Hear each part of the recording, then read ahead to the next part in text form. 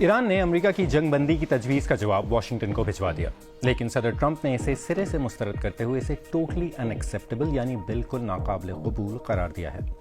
امریکہ چاہتا ہے کہ یورینیم افزودگی بند ہو، آبنہ ہرمز کھلے اور پابندیاں مرحلہ وار ختم ہوں، لیکن ایران کی مرضی ہے کہ جنگ کا مستقل خاتمہ ہو۔ دونوں کے درمیان فاصلہ ابھی بہت بڑا ہے۔ اسی دوران لندن میں آج 40 ممالک کے وزراء دفاع جمع ہیں، یہ طے کرنے کے لیے کہ جنگ کے بعد آبنہ ہرمز کی نگرانی کون کرے گا، اور برطانیہ نے اعلان کیا ہے کہ وہ ایک جنگی جہاز خطے میں بھیج رہا ہے۔ تو کیا امریکہ کے یورپی اتحادی آخرکار میدان میں اترنے کی تیاری کر رہے ہیں؟ یہی ہماری آج کی ٹاپ سٹوری ہے۔ میں ہوں غضنفر حیدر اور آپ دیکھ رہے ہیں BBC نیوز اردو کا پروگرام جہانما۔ پروگرام میں آگے چل کے دیکھیے گا۔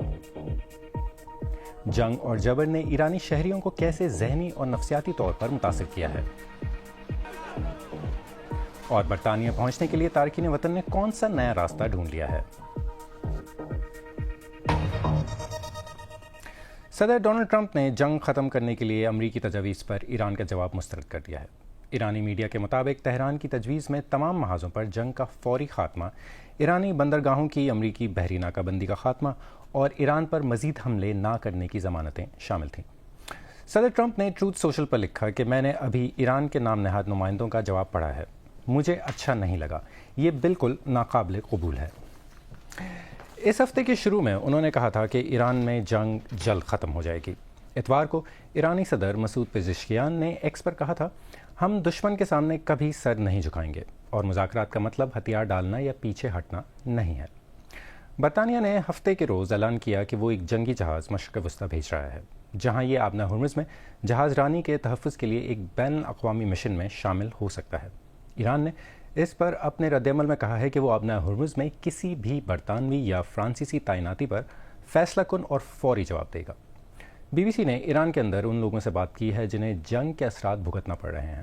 حکام نے انٹرنیٹ پر پابندی عائد کر رکھی ہے، مگر قابل اعتماد ذرائع کی مدد سے ہمارے اسپیشل کورسپونڈنٹ فرگل کین نے جنگ زدہ اور سرکاری جبر کے شکار افراد سے بات کی ہے۔ دیکھیے ان کی یہ رپورٹ۔ آج سڑکوں پر اسلامی انقلاب کی خواتین کا راج ہے، مگر ایک ایسے ملک میں جہاں اب بھی تمام ضابطے مرد بناتے ہیں۔ سرکاری بندوبست میں نکالا گیا ایک جلوس تاکہ دنیا کو دکھایا جا سکے کہ وہ جنگ کے لیے تیار ہیں، اور اپنے لوگوں پر واضح کیا جائے کہ احتجاج کا سوچے بھی نہ۔ اس کا امکان نہ ہونے کے برابر ہے۔ شہریوں کی روح اور ذہن دونوں زخمی ہیں۔ میوزیشین علی رضا نے گزشتہ چند ماہ میں جو دیکھا وہ اسے بھلا نہیں پائے ہیں۔ لوٹ مار کرنے والے بمباری کا نشانہ بننے والوں کی لاشوں کے پاس آپس میں لڑ رہے تھے۔ صورتحال قابو سے باہر تھی۔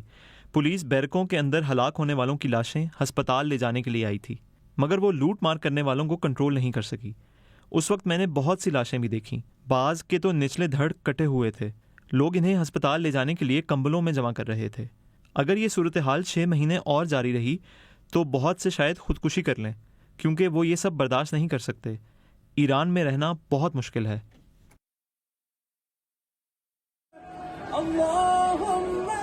ہر طرح کی سیاسی سوچ کے حامل افراد کے اہل خانہ مرنے اور لاپتہ ہونے والوں کے لیے نوحہ کناں۔ ہوائی حملوں نے پہلے سے کمزور نظام صحت پر مزید بوجھ لاد دیا ہے۔ ایک طبی کارکن کے مطابق یہ لوگوں کو پہنچنے والے صدمے سے نمٹنے کی صلاحیت سے محروم ہو چکا ہے۔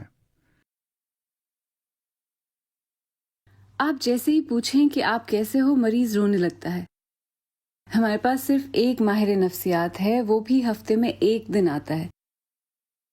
انہوں نے انہیں کانٹریکٹ نہیں دیا ہے، 26,000 کی آبادی کے لیے صرف 1 دن۔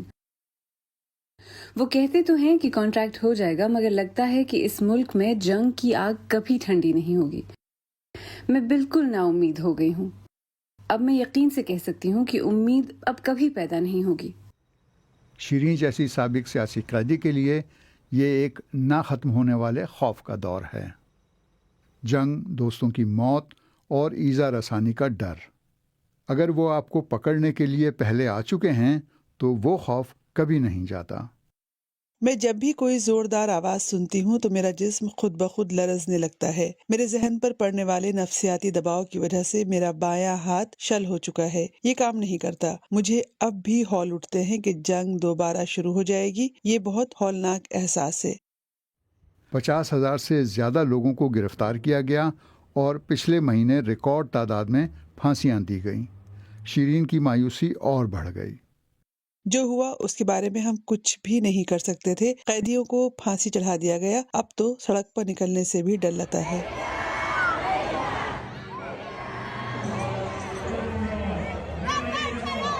جس کا سڑکوں پر راج ہے ملک بھی اسی کا ہے، اور اپنے دشمنوں کے لیے انہوں نے ایران کو جہنم بنا دیا ہے. اور اس موضوع پر مزید بات کرنے کے لیے اس وقت اسلام آباد سے ہمارے ساتھ موجود ہیں ڈاکٹر قندیل عباس.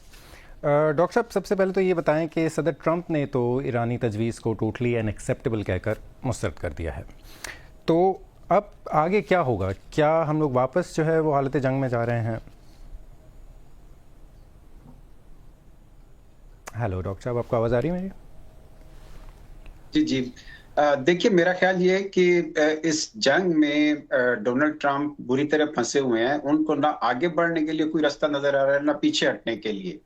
تو اب ایران کی طرف سے جو مطالبات تھے ان کو مسترد کرنے کے بعد، یا ایران کی تجاویز کو مسترد کرنے کے بعد، ایران نے بڑا واضح طور پہ آج کہا، ان کے وزارت خارجہ کے جو اسپوکس پرسن ہیں اسماعیل بقائی، انہوں نے کہا کہ اگر ایران پر دوبارہ جنگ مسلط کی گئی تو وہ بھرپور جواب دے گا. اور دوسری طرف ہم جانتے ہیں کہ یہ ان پاپولر وار ہے. امریکہ نے جب یہ وار شروع کی تو اس کی وجہ سے امریکہ کے اندر، خطے میں اور عالمی سطح پر ڈونلڈ ٹرمپ کو شدید تنقید کا سامنا کرنا پڑا. اور یہی وجہ ہے کہ مسلسل متضاد بیانات وہ دے رہے ہیں. ایک طرف وہ کہتے ہیں کہ ہم معاہدے کے بالکل قریب پہنچ چکے ہیں اور جنگ ختم ہونے والی ہیں، جبکہ دوسری طرف آگے کہتے ہیں کہ ایران کی تہذیب کو ہمیشہ کے لیے وہ ختم کر دیں گے. تو یہ متضاد بیانات جو ہیں، اس کی وجہ سے نظر یہ آتا ہے کہ اگر ڈونلڈ ٹرمپ دوبارہ ایران کے خلاف ہو سکتا ہے محدود کارروائی کریں بھی، تو اس کی وجہ سے عوامی سطح پر ایک شدید رد عمل مزید آ سکتا ہے. کیونکہ اس وقت بھی تیل کی قیمتیں بہت تیزی سے آگے بڑھی ہیں، اور خصوصاً ایران کی تجاویز مسترد کرنے کے بعد تیل کی جو قیمتیں ہیں وہ آگے بڑھی ہیں مزید. اور اس سے عالمی سطح پر جو مہنگائی کا ایک طوفان آ رہا ہے، اس کی وجہ سے امریکہ کے اندر، خطے میں اور عالمی سطح پر ایک رد عمل ہے. اور پہلے ہم دیکھ چکے ہیں کہ ڈونلڈ ٹرمپ کو عالمی سطح پر خصوصاً نیٹو کی طرف سے تعاون نہیں ملا. اور اب اگر وہ ایسی کسی کارروائی کی طرف جاتے ہیں تو میرا خیال ہے عالمی سطح پر بھی اور علاقائی سطح پر بھی شدید رد عمل آ سکتے ہیں. اچھا، یہ بتائیں، کیا آپ نے ابھی نیٹو کا ذکر کیا کہ نیٹو بھی جو ہے وہ جمپ ان کر سکتا ہے، تو کیا یورپ جو ہے وہ بالآخر اس جنگ میں کودنے جا رہا ہے؟ دیکھیے، نیٹو لیں یا یورپی کنٹریز کو لیں، وہ آلریڈی یوکرین وار کی وجہ سے پہلے ہی اکنامک کرائسس سے گزر رہے ہیں.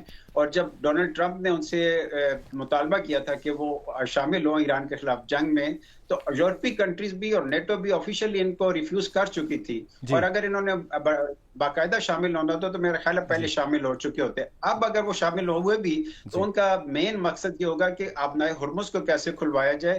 میرا خیال ہے وہ امریکہ کے ساتھ الائنمنٹ میں نہیں آئیں گے. اس سے ہٹ کر زیادہ زور اسلام آباد سے ڈاکٹر قندیل عباس ہم سے بات کرنے کا بہت بہت شکریہ. کاش کہ ہمارے پاس زیادہ وقت ہوتا.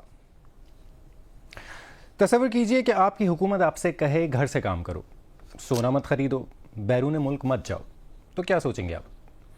یہ انڈیا کے وزیر اعظم نریندر مودی کی اپنی عوام سے اپیل ہے، اور اس کی وجہ ہے آبنائے ہرمز کی بندش جو 2.5 ماہ سے جاری ہے. آج ٹرینڈنگ میں اسی پہ بات کریں گے.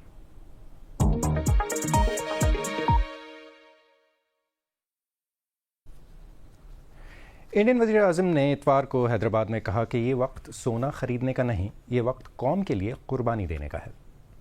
ہم کو یہ طے کرنا پڑے گا کہ سال بھر تک گھر میں کوئی بھی فنکشن ہو، کوئی بھی کارکم ہو، ہم سونے کے گہنے نہیں خریدیں گے. انڈیا اپنی ضرورت کا 88.6% تیل درآمد کرتا ہے، اور آبنائے ہرمز کی بندش کے بعد سے خام تیل کی قیمتوں میں بے پناہ اضافہ ہوا ہے. نریندر مودی نے اتوار کو حیدرآباد میں کہا کہ غیر ملکی زر مبادلہ بچانا قومی فریضہ ہے. ماہرین کے مطابق مودی کی اپیل در حقیقت ایک وارننگ ہے. حکومت جلد ہی پیٹرول اور ڈیزل کی قیمتوں میں اضافہ کر سکتی ہے، जो कोरोना वबा के बाद से मसनूई तौर पर कम रखी गई हैं। इंडिया के तेल के कौमी ज़खायर सिर्फ 9 दिन की ज़रूरत पूरी कर सकते हैं, जबकि बैनुल-अक़वामी तवानाई एजेंसी का कम से कम मयार 90 दिन का है, जबकि तिजारती ज़खायर मिलाकर भी ये तादाद 74 दिन से आगे नहीं जाती। हिज़्ब इख्तिलाफ ने इस अपील को हुकूमत की नाकामी करार दिया है। कांग्रेस के रहनुमा राहुल गांधी के मुताबिक 12 साल के इक़्तिदार में हुकूमत ने आवाम को यहाँ तक पहुँचा दिया है कि उन्हें बताना पड़ रहा है कि क्या ख़रीदें, कहाँ जाएँ और क्या करें। ये अपीलें नहीं हैं, ये नाकामी के सबूत हैं। बाज़ माहिरीन इक़्तिसादियात का कहना है कि ये बहरान सिर्फ बैरूनी नहीं बल्कि इंडिया का ख़ाम तेल पर इन्हिसार गुज़िश्ता एक दहाई में मज़ीद गहरा हुआ है और कौमी ज़खायर बैनुल-अक़वामी मयार से कम रह गए हैं। नाक़दीन के मुताबिक नरेंद्र मोदी ने कफ़ायत शारी की इस अपील के लिए इंतख़ाबात ख़त्म होने तक का इंतज़ार किया, जबकि इंतख़ाबी मुहिम के दौरान माशी बहरान का कोई जिक्र नहीं हुआ।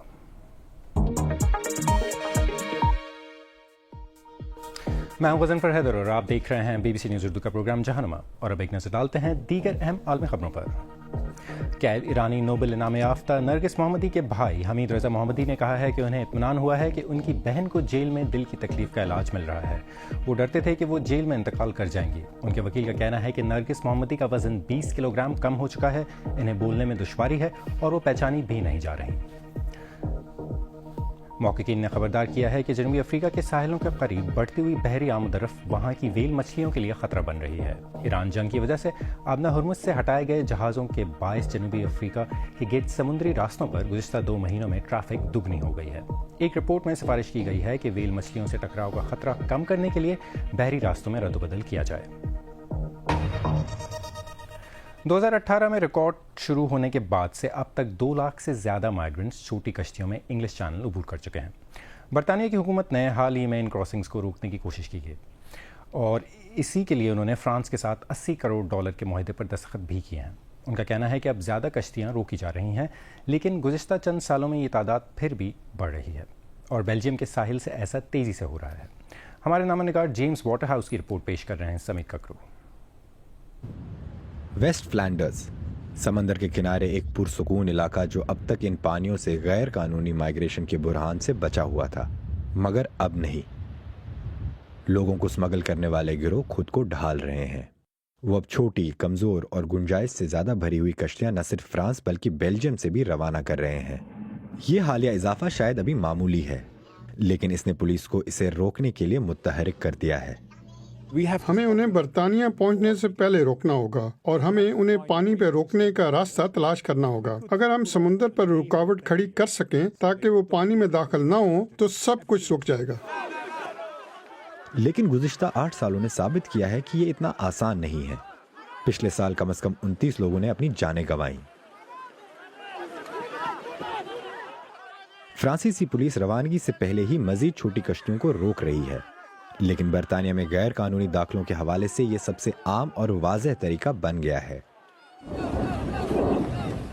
बरतानिया फ्रांस को उन्हें रोकने की कोशिश के लिए भारी रकम अदा करता है और बेल्जियम के साथ भी बातचीत कर रहा है। ताहम मिडल कर्क में पैसे को इसका हल नहीं समझा जाता। हमें इसकी ज़रूरत नहीं है, हमें कानून में तब्दीली की ज़रूरत है। हमें बरतानिया, यूरोप और बेल्जियम में कानून में तब्दीली की ज़रूरत है, तब ये सिलसिला रुकेगा। सरहद के उस पार फ्रांस में डनकर्क के करीब माइग्रेंट्स के सबसे बड़े कैंप में खाने का वक्त है। हमारी मुलाकात टर्की के अयाज से हुई, जिसने इंग्लिश चैनल अबूर करने की 7 बार कोशिश की है। ये मुश्किल से मुश्किल होता जा रहा है, लेकिन मैं हार नहीं मानूंगा। लेकिन अब बरतानिया में गैर कानूनी तौर पर दाखिल होने की कोशिश कर रहे हैं और ये इस मुल्क का हक है कि वो फैसला करे कि कौन अंदर आएगा और कौन नहीं। मैं वहाँ इमदाद के लिए नहीं जा रहा हूँ। मैंने पूरी कोशिश की है कि सही तरीके से जा सकूँ। हवा की कम रफ्तार और पुरसुकून समंदर की पेशगोई से पहले लोगों को हिदायत दी जाती है कि वो लाइफ जैकेटें और सामान हाथ में लिए एक मुकर्ररा जगह की तरफ बढ़ें। तुलुए आफ्ताब के वक्त एक कश्ती निकलने में कामयाब हो गई, लेकिन सबके साथ नहीं। शदीद सर्दी की वजह से ज्यादातर का इलाज किया गया। बिखरा हुआ सामान बरतानिया की तरफ इस ताज़ा तरीन सफ़र के आगाज की निशानदेही करता है और बहुत से लोग इसी तरह की कोशिश करने के लिए यूरोप के आखिरी सिरे तक सफ़र करेंगे। और अब रुख करते हैं गजा का, जहां चूहे, पिस्सू और दीगर कीड़े मकोड़े बेघर फ़लस्तीनियों में बीमारियों के तेज़ी से फैलने का सबब बन रहे हैं। 2 سالہ جنگ کے بعد یہاں رہنے والے تقریباً 20 لاکھ افراد میں سے زیادہ تر اب عارضی کیمپوں میں رہنے پر مجبور ہیں۔ یروشلم سے مشرق وسطی کی نامہ نگار یولین نیل کی رپورٹ پیش کر رہے ہیں عمر آفریدی۔ جنگ سے تباہ حال غزہ میں مکین، چوہوں اور بیماریاں پھیلانے والے دوسرے جانوروں سے عاجز آ چکے ہیں۔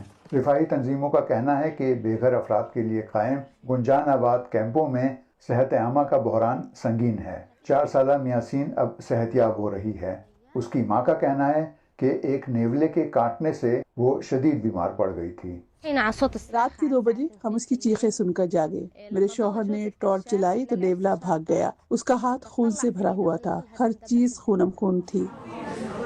اس 1 ماہ کی بچی کو بھی حال ہی میں ایک چوہے نے کاٹ لیا تھا، اور ایک چوہا ذیابیطس کی اس بوڑھی مریضہ کی انگلیاں کتر گیا۔ غزہ کی غیر مستحکم سیز فائر سے یہاں کے رہن سہن میں اب تک بہتری نہیں آئی ہے۔ کیمپوں کے پاس سے بہتے گندے پانی کی وجہ سے چوہوں اور دوسرے جانوروں کی تعداد بڑھ رہی ہے۔ کئی والدین بچوں کو چوہوں اور نیولوں سے بچانے کے لیے رات نگرانی کرتے گزارتے ہیں۔ ہم سو نہیں پاتے، وہ کوڑے کے ڈھیر میں گھس جاتے ہیں اور آپس میں لڑتے ہیں کیونکہ ان کی تعداد بہت زیادہ ہے۔ یہ ہماری برداشت سے باہر ہے۔ نکاسی آب کے نظام کی مرمت کے لیے درکار کیمیکلوں سے لے کر پائپوں تک اسرائیل سیکیورٹی خدشات کا کہہ کر غزہ میں نہیں جانے دیتا۔